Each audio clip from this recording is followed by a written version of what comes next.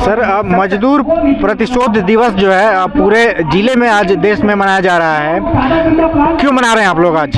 दरअसल मजदूर अधिकार संघर्ष अभियान 16 मजदूर संगठनों का देशव्यापी मंच है। इसमें से हम भी इफ्टू सरवारा के रूप में तो शामिल हैं। ये जो कार्यक्रम आप बगल में देख रहे हैं, ये दिल्ली का जिले का कार्यक्रम है।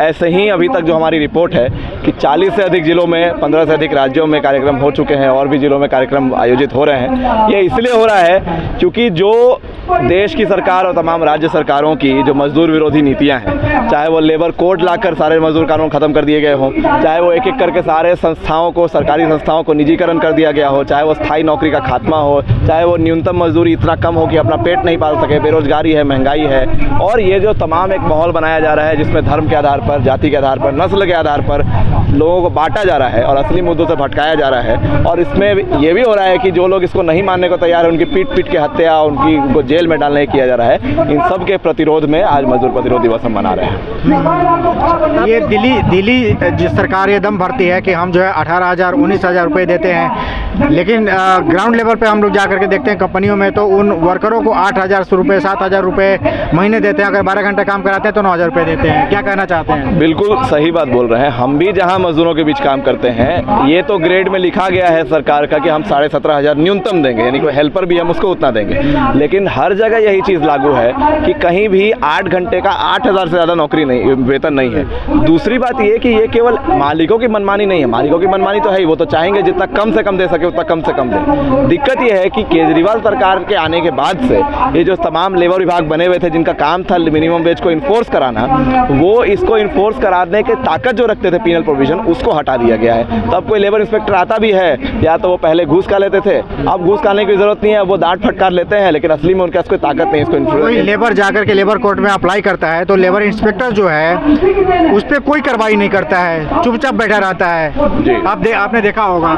ये तो पहले से भी है मेरे पास। ये दिक्कत पहले से भी थी कि लेबर इंस्पेक्टर्स जो रहते थे या तमाम जो ऐसे अधिकारी हैं, वो पहले से भी ये चीज़ें नहीं लागू करते थे। और इस कारण से ऐसा नहीं है कि 2014 के बाद से ही सारी दिक्कतें शुरू हुई है। उसके पहले भी मजदूरों की हालत ऐसी ही थी। उसके पहले भी झुग्गी बस्ती में रहते थे, पहले भी 8,000 कमाते थे।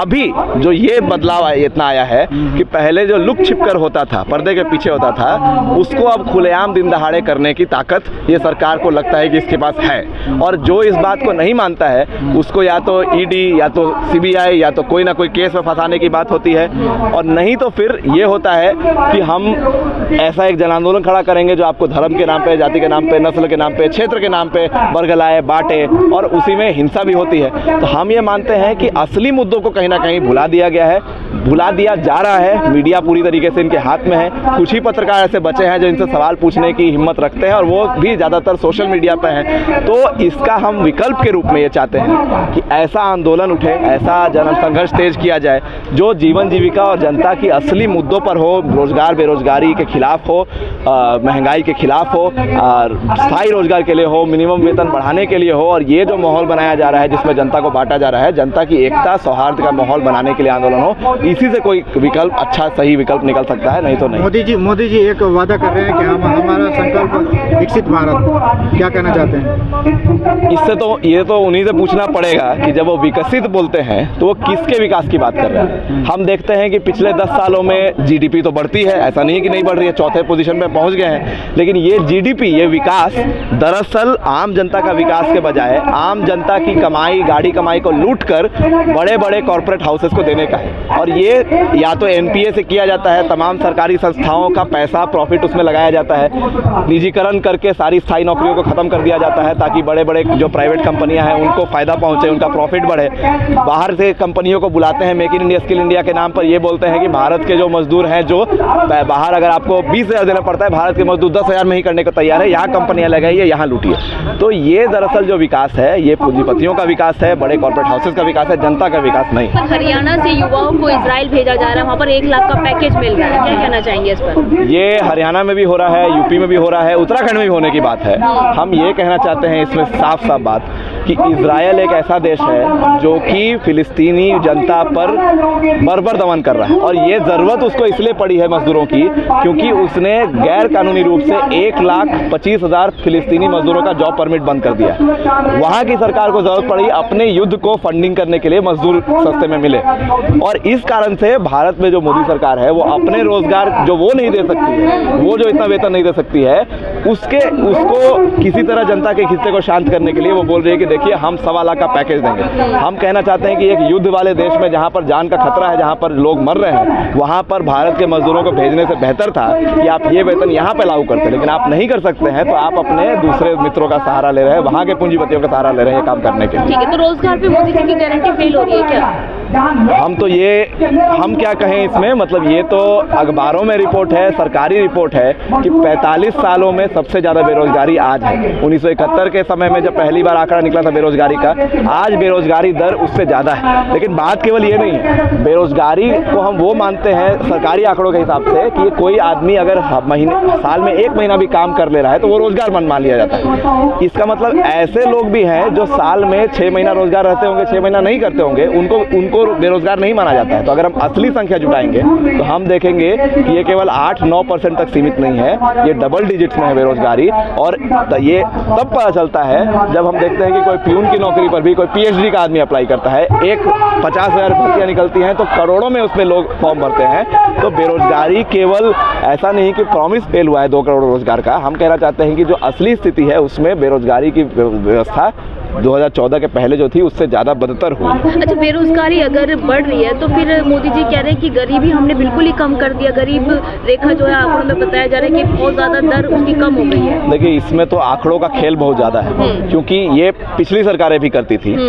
जब GDP का आप आंकड़ा लेते हैं गरीबी को हटाने के और बात बोलने के लिए, तो उसमें पर कैपिटा इनकम यानी लोगों की जो आय है उसको नहीं लेते हैं। आप बोलते हैं कि भारत विकास कर रहा है, भारत 5 ट्रिलियन देश बन जाएगा, लेकिन 5 ट्रिलियन का देश में ये भी तो बात समझने को है कि आज दिल्ली का एक आम मजदूर अगर 8,000 वेतन कमाता है तो आप कहाँ से बोल रहे हैं कि उसकी गरीबी कम हो गई। अगर आप सरकारी आंकड़ा लें तो वो 17,000 कमा रहा है और वो गरीब नहीं है। लेकिन वास्तविक परिस्थिति तो ये है ना कि वो जो कागज़ में लिखा हुआ है वो रियल परिस्थिति नहीं है। आज दिल्ली की 2 करोड़ जनता में से लगभग 1 करोड़ से थोड़ी कम जनता है जो कच्चे झुग्गी बस्तियों कच्चे मकानों में रहती है। क्या उसको हम गरीब नहीं कहेंगे? गरीब है वो।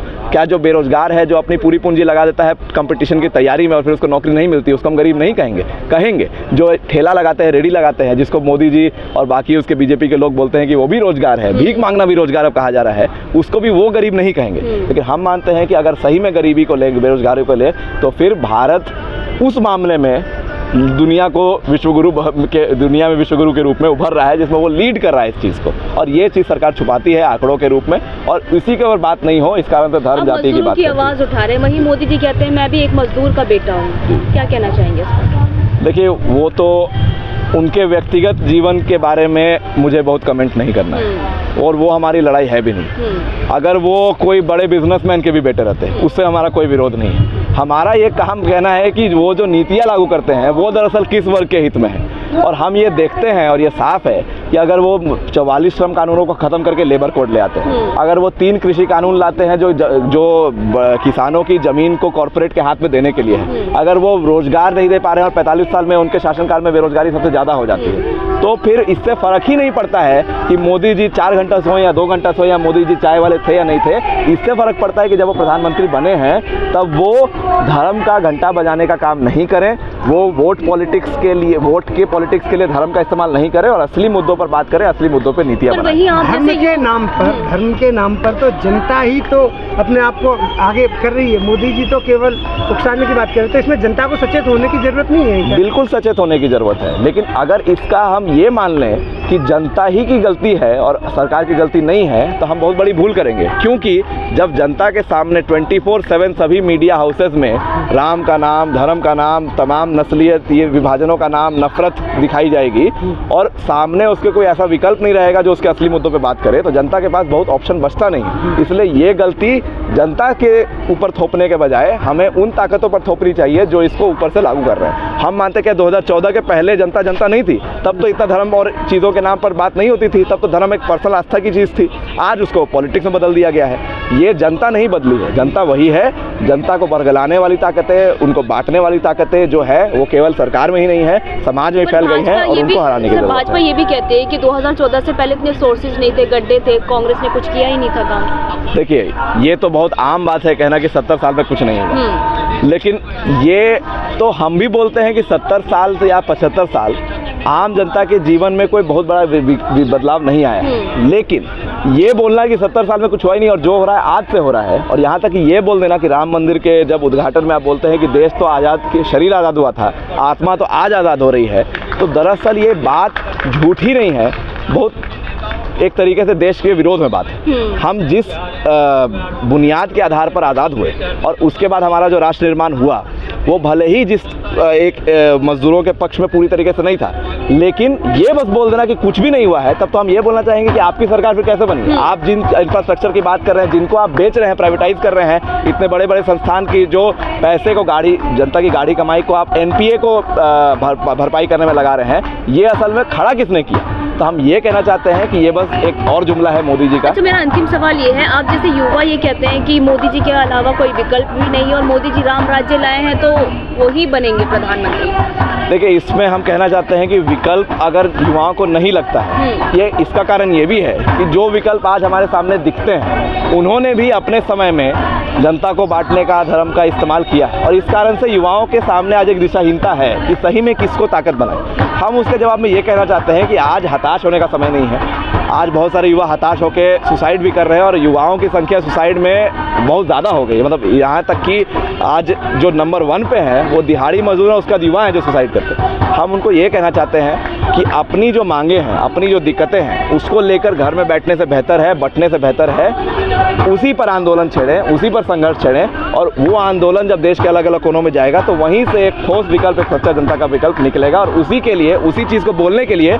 आज ये मजदूर प्रतिरोध दिवस भी मनाया जा रहा है। ठीक है।